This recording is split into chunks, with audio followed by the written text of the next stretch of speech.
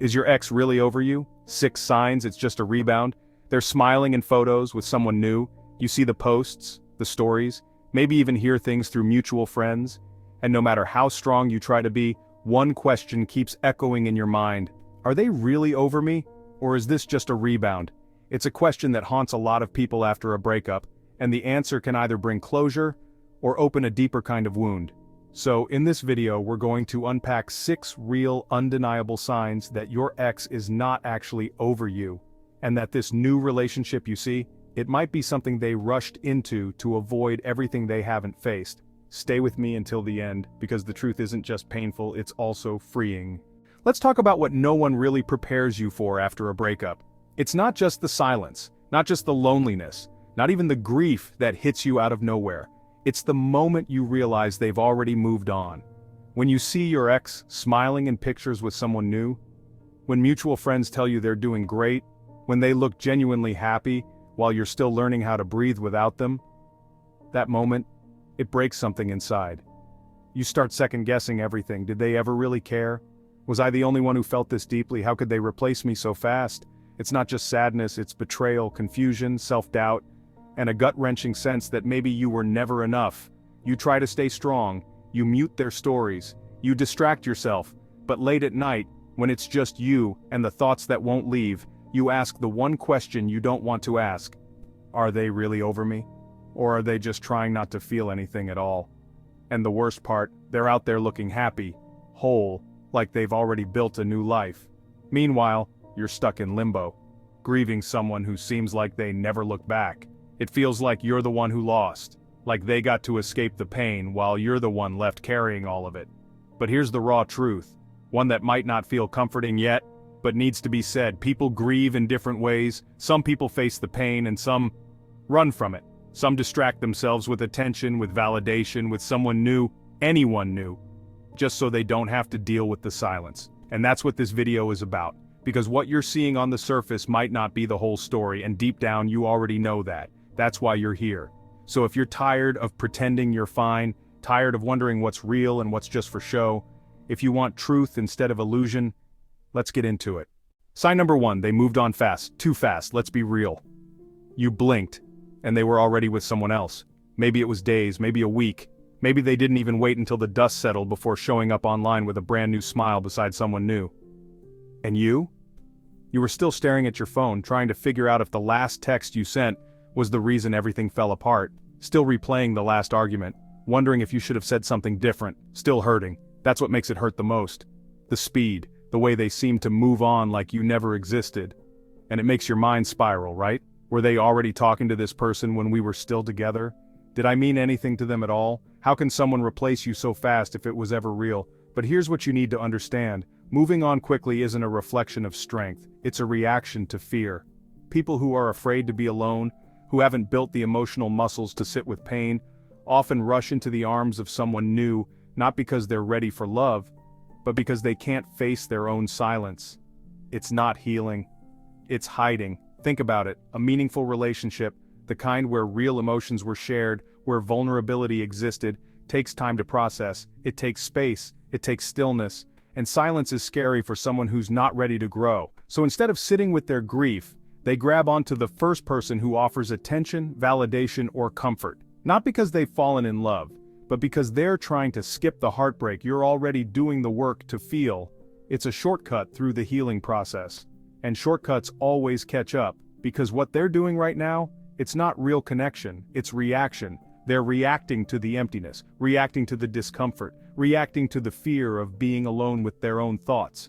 But avoidance isn't sustainable. And when that new relationship hits a bump, when the sparkle fades and real life kicks in, all the unprocessed pain they tried to outrun, it comes rushing back like a tidal wave. Meanwhile, you've been building emotional strength, sitting with your truth, learning, growing, healing, for real. And that's the part they won't show on social media. They might have moved on first, but you'll be the one who actually moves on fully. Sign number 2, they're overperforming on social media. You've seen it. Cute couple photos, over-the-top captions, best thing that ever happened to me energy, just a week after your breakup. It's tempting to believe they're in love. But let's pause for a second. Why are they trying so hard to show the world how happy they are?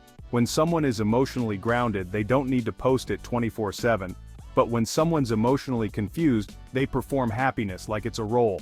Oversharing becomes a mask, a way to hide their own uncertainty, a way to convince you, and themselves, that everything's fine. And here's the kicker. If they were really fulfilled, they'd be present, not performing. Sign number 3.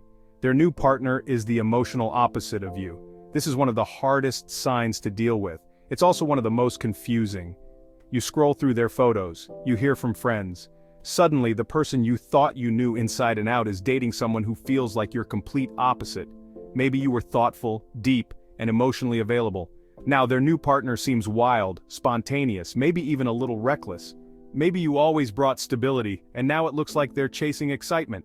Or maybe you were ambitious, serious about your future, and this new person is all about living in the moment, never planning ahead. And it stings. You can't help but wonder, is this what they wanted all along? Was I not enough? Was I too much? Did everything we shared mean so little that they could just flip a switch? Let's get brutally honest. When someone rushes into a relationship with your opposite, it's almost never because they found their perfect match. It's because they're running from the memory of you. After a breakup, the weight of memories can feel crushing. Everything reminds them of you, their room, their habits, even their favorite song. So instead of facing those feelings, they search for the biggest contrast they can find. They convince themselves that different means better. But most of the time, different is just a desperate attempt to avoid the discomfort of missing you, and here's where it gets real. This isn't about you being too much or not enough. It's about them trying to erase the pain instead of processing it. Sometimes they even start to act different themselves, picking up new hobbies, changing their appearance, suddenly loving things they never cared about before. It's all part of the escape. But the truth is, chasing the opposite is just another way of refusing to sit with their own emotions. It's an emotional smokescreen, not a genuine connection. And while they might look happy for a little while, different doesn't always last. Eventually, the novelty fades, the reality sets in. And all the unprocessed feelings they tried to run from, they come creeping back, stronger than ever. Here's what's important for you to remember. You weren't the problem. Their running is. If they needed someone totally different to numb the memory of what you shared, it just proves how much your presence and your absence truly matter. The right person won't run from memories. They'll work through them, learn and grow. But a rebound built on contrast is just another distraction, and distractions, no matter how wild or new, never last.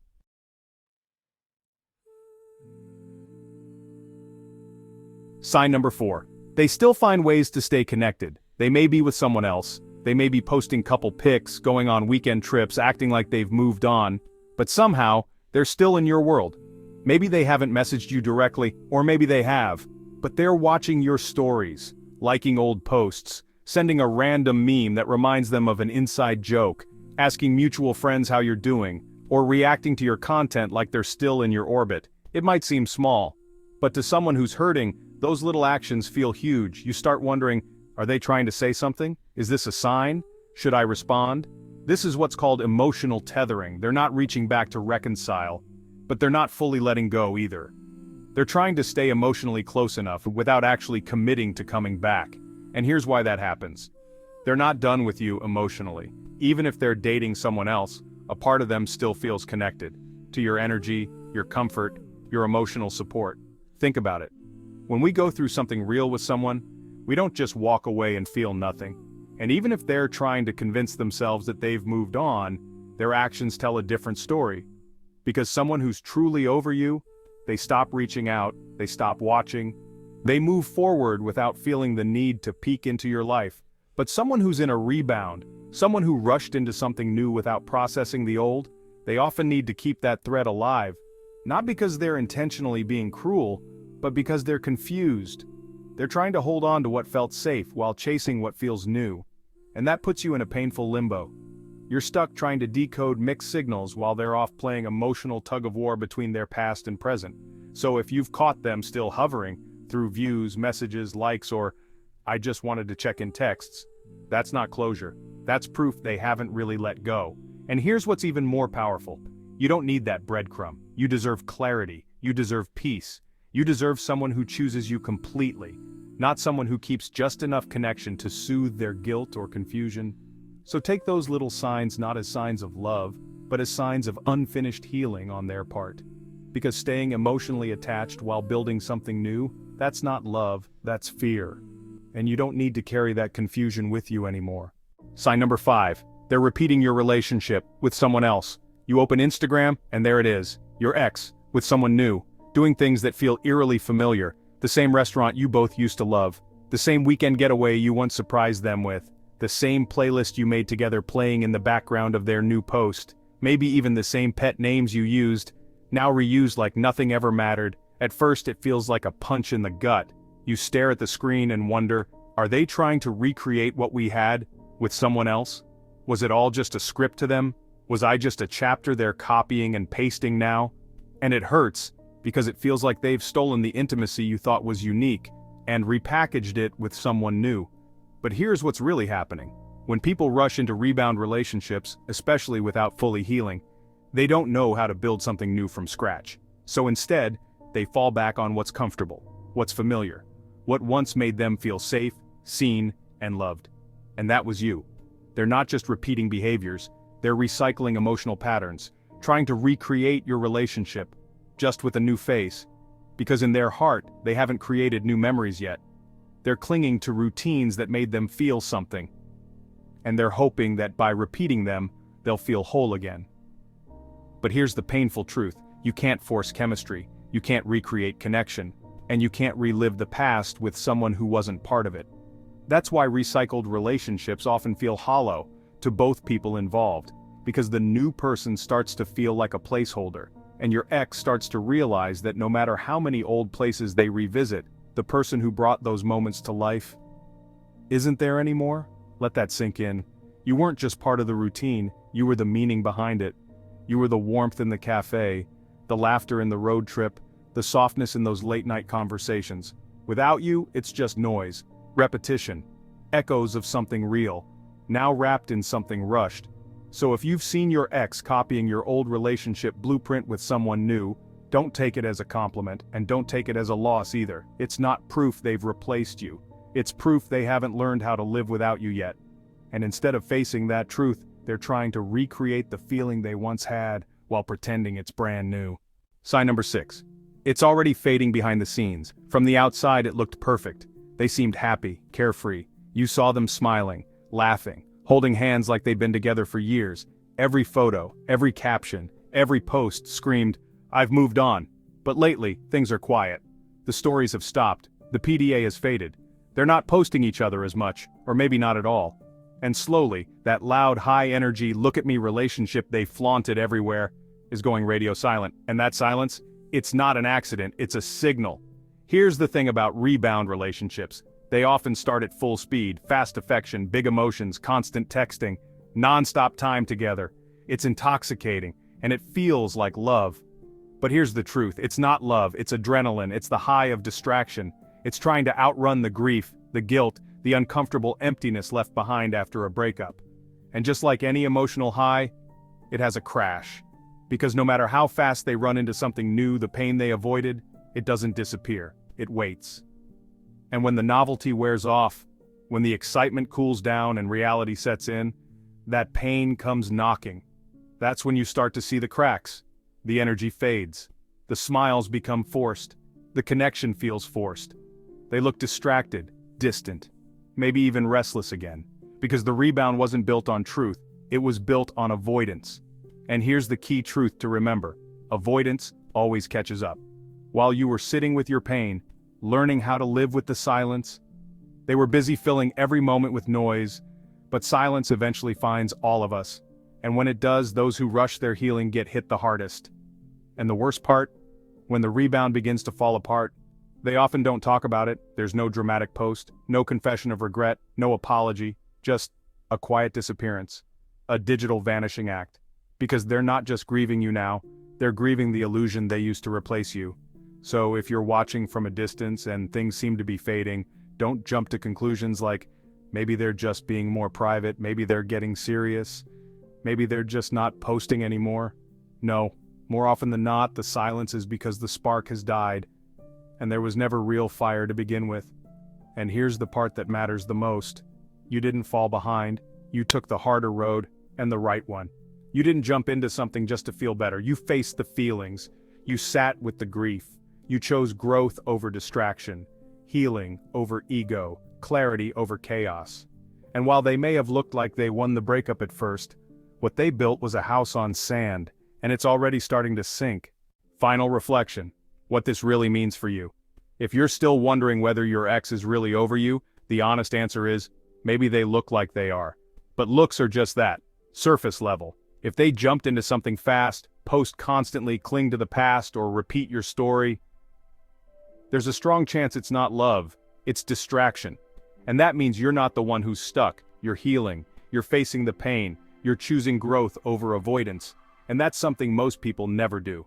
If this video helped you feel a little more seen, a little less crazy, drop a heart in the comments. Tell me what hit hardest, or just say, hey, if you don't feel like explaining anything. We're here for each other in this space, and if you're done with fake healing and ready for real emotional truth, hit that subscribe button, like or comment, and turn on notifications. Because this isn't just about moving on from them, it's about moving back into you. You're not alone, you're not forgotten, and you're definitely not replaceable.